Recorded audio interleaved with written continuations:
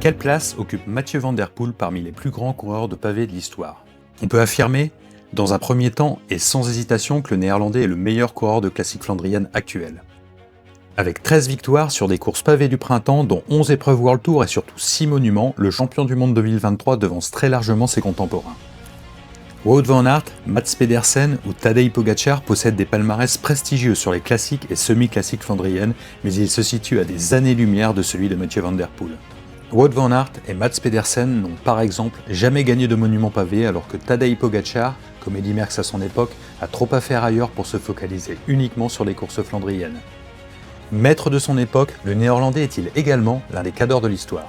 Pour tenter de comparer l'octuple champion du monde de cyclocross avec ses illustres prédécesseurs, ne prenant en compte que les courses estampillées World Tour, ce qui permet d'exclure les courses qui se finissent pratiquement toujours par un sprint massif ou les courses qui n'ont pas toujours été pavées.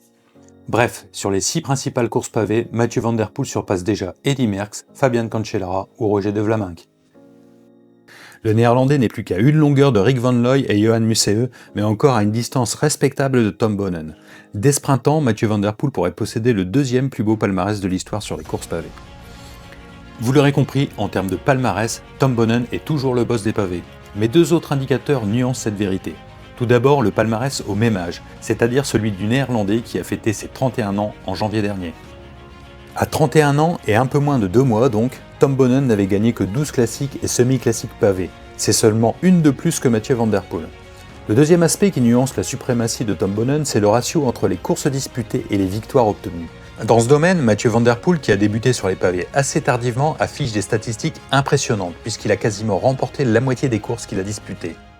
Le Néerlandais a notamment enlevé le Tour des Flandres dès sa deuxième participation, et s'est imposé à 3 reprises sur Paris-Roubaix en seulement 5 participations. Tom Boonen était un peu moins implacable, puisqu'il avait gagné un peu plus de 21% de ses courses à l'âge de 31 ans. Un autre aspect, beaucoup plus subjectif, pourrait également faire pencher la balance en faveur du coureur Alpecin Première Tech. Mathieu Van Der Poel s'est en effet imposé beaucoup plus souvent en solitaire que Tom Boonen, qui pouvait compter sur une pointe de vitesse qui ne lui faisait quasiment jamais défaut au terme des courses difficiles. Il serait toutefois injuste de reprocher au Campinois un manque de panache, puisqu'il a, pour rappel, remporté Paris-Roubaix 2012 au terme d'un raid solitaire de près de 50 km. Qui est le meilleur coureur pavé de l'histoire? C'est quasiment impossible de répondre puisqu'il est toujours périlleux de comparer les époques. Tom Boonen et Mathieu Van Der Poel n'ont pas eu à affronter les mêmes adversaires et ont couru à des époques finalement très différentes. Cela vaut également pour Rik Van Looy, Eddy Merckx, Roger De Vlaeminck ou Johan Museeuw, qui ont par ailleurs disputé leur carrière à des époques où, à travers la Flandre et l'E3, avaient moins d'importance qu'aujourd'hui. Il est toutefois légitime d'affirmer que Mathieu Van Der Poel pourrait clore définitivement le débat en remportant un 4e Tour des Flandres ou un 4e Paris-Roubaix en avril prochain.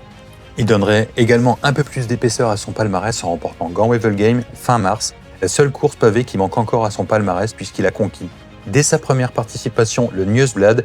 Il deviendrait ainsi le premier coureur à avoir remporté les 6 principales courses pavées, puisque Tom Boonen n'a jamais gagné le Nieuwsblad et Johan Museeuw Gand-Wevelgem.